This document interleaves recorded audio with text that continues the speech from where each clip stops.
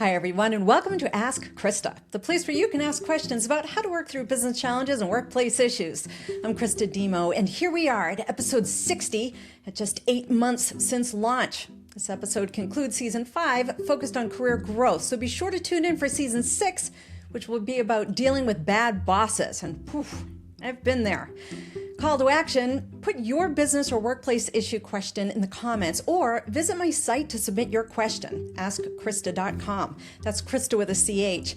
While you're there, click on the blue follow button, submit a review, and sign up for my weekly Sunday night newsletter called More Answers, where you'll get relevant insights to common workplace challenges to set you up for the work week. Here's the listener question. My job bores me. I've been at it for 3 years and it has always bored me, but these last few months have actually felt painful. There's no challenge. My manager and I have been talking about how to challenge me more at work, but we started that discussion over a year ago. He was able to advance me to a higher level of the job I'm doing, which came with more pay. But the excitement of getting more pay wore off within a couple of weeks because I'm still doing the same boring work. I can't make it more efficient because I've spent time improving as much as I can, and I've been assigned to work with other team members to teach them how I've improved my own work, but I'm done with that now too. My manager asked me to stay put while he works out a promotional path or finds an opportunity in another group that may offer more of a challenge to me. I'm looking internally also, and I appreciate that they don't want to lose me. I really love the people I work with and the company I'm in. Due to my employment type, my boss can't give me more complex work yet, but as soon as I'm promoted, everything will change. We're hoping for a promotion by March of next year. But I feel like my brain is breaking down every day I stay in this role. It's like I have senioritis all over again, but instead of a few months before I graduate high school, it's been prolonged 15 months, and now that I'm waiting for a few more months, it's getting worse. I need to stay on track for this promotion. Can you give me some tips to work through my boredom and stay on track? Yes, I can do this, and a good Google search can help you with this too. But first, let's talk about all the things you, our listener, are doing right. You're being honest with yourself and balanced with what you like and don't like, meaning I heard you say how bored you are, but also that you love the people you work with and appreciate the path your manager and your organization is trying to provide for you. 2, you're being honest and forthcoming with your manager. And I give your manager a lot of credit for this also, because there are a lot of times when employees do not feel they can be that honest with their manager, or if they are, the manager doesn't know what to do about it. This is especially true if you have a great employee who's exceeding the level of their role and are becoming bored. Having an employee who has outgrown their role, but is also in a role that prohibits taking on more responsibilities can be complicated. My guess is that our listener may currently be in what we refer to as a non-exempt role, where the level of responsibilities allowed are different from exempt roles, and that's by labor regulations and exists for good reason. Number 3, but certainly not least, I want to applaud our listener for calling it what it is: boredom. This isn't unusual for employees, especially good learners who master their work quickly and are ready for the next step at a faster pace than others. Now, don't confuse fast learning with ambition. Yes, fast learners are usually ambitious, but along with ambition usually comes a strong eagerness for action and change when you're focused on the ambition. What I'm hearing from our listener, or reading from their submission, is that they've been waiting and are still willing to wait. The issue is, what do I do to stay somewhat engaged so I can still do my best every day while I work in a job that is boring, while I wait for that promotion, which should alleviate the boredom? And that signals to me fast learner. Here's the good news. Trust for and in the manager and care from the manager too.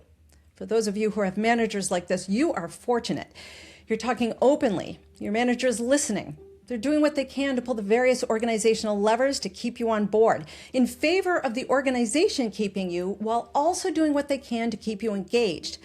My hope is the manager is offering additional learning opportunities during the wait. One way to go is to have formal training outside of the organization as prep work for what the promotion might look like. But another way, which can often be more meaningful, is through rotational observations, where our listener isn't just helping others on the team, but also gaining exposure to other groups in the organization.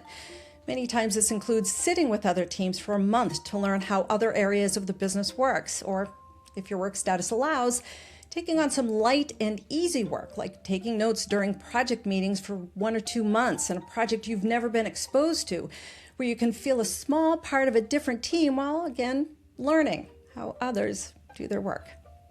If you don't have the type of manager you can turn to when it comes to feeling bored with your work, or even that you're languishing at your work, which is like slowly draining away with every day that passes, there are a few things you can do on your own until you can actively change your employment status, either by going for a new position in your current organization or applying to a position outside your organization. Let's take a moment, though, and talk about boredom at work, from not having enough work to being assigned work that simply doesn't challenge you, and that's on two ends of the spectrum. In both of those circumstances, not having enough work to do or having work that simply doesn't challenge you, it occurs more frequently than many care to admit, and both really slow down an organization's ability to meet or exceed their goals. Of course, you need to be in an organization that cares about that in order to fix it organizationally, so let's just focus on the employee perspective. If you don't have enough work, it's often because the scale of economy has caught up with you, meaning that you've done your job long enough to have not only mastered it, but also found ways to make it more efficient and do it more effectively. Instead of taking 8 hours, maybe it takes 5. It could be work that challenges you or not. The issue is that you can get it done in far less time than you're allocated for. But not having enough work might also be because your company really doesn't have enough work for you to do.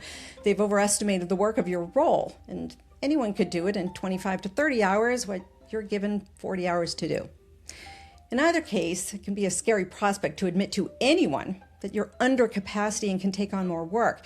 You'll either be afraid of losing your job because people interpret that as you not being needed at all, which is absurd, because to me it means you are someone who can be plugged into a gap, and all organizations have gaps that need a few hours to fill here and there to alleviate a stretched team. Or it might be that you'll be given so much work, if you say you have some capacity, you're given so much work that you'll be way over capacity within a few days and feel burnt out in a few weeks.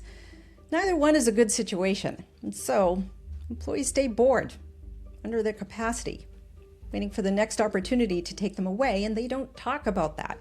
They don't talk to anybody about it. They're thinking, if I stay here long enough, I can find a new job, I can just move away, maybe even feel rescued. And here's an interesting take on being underutilized at work. It can actually lead to feeling burnt out and depressed.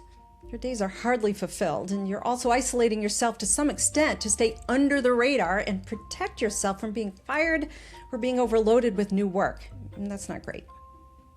Then there's being assigned work that simply doesn't challenge you.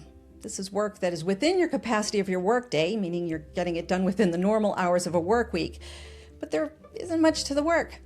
You feel like your brain isn't working very hard. There's not much to solve. Very little critical thinking.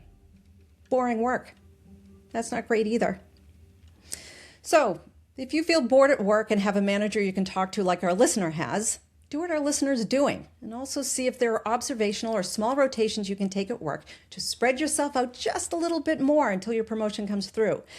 But if you don't have that kind of manager, you can take 2 primary steps. The path for a self-fix, meaning you take it upon yourself to fix the reasons why you're bored.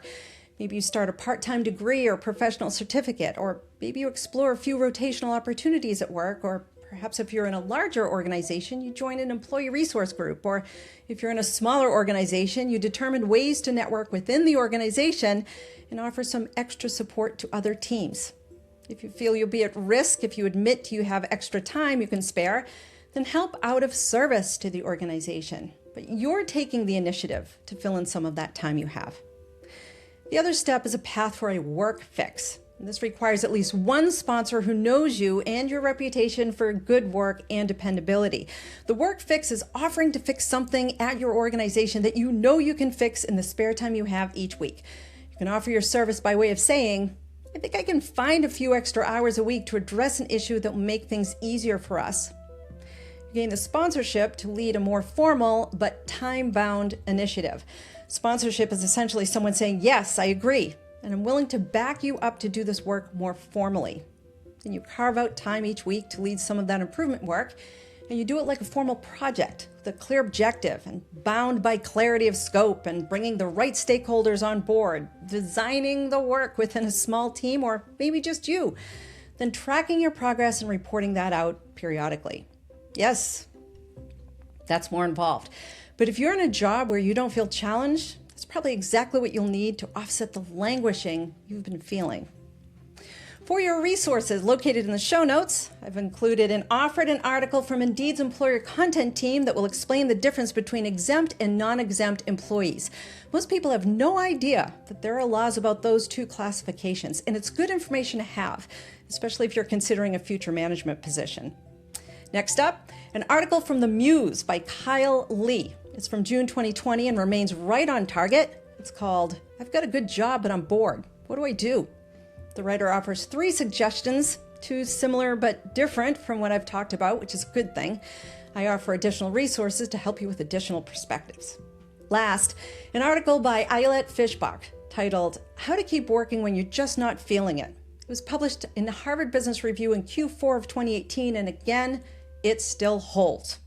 And there it is, episode 60 of season 5, focused on career growth. It's our last episode for this season. We have season 6 coming up soon, which is another consolidation season focused on a lot of questions about dealing with bad bosses. Your call to action, sure, hit like and subscribe, but I'd really like you to send in your question by going to my show's site, askchrista.com. That's Christa with a CH. While you're there, browse through other episodes that might be helpful to you. They're organized by category and season, and each season has a theme to guide you through what will be most helpful to you. And sign up for my More Answers newsletter to receive a boost every Sunday night to set you up for the work week. Thank you for your support. And remember, if you have a business challenge or workplace issue, ask Christa.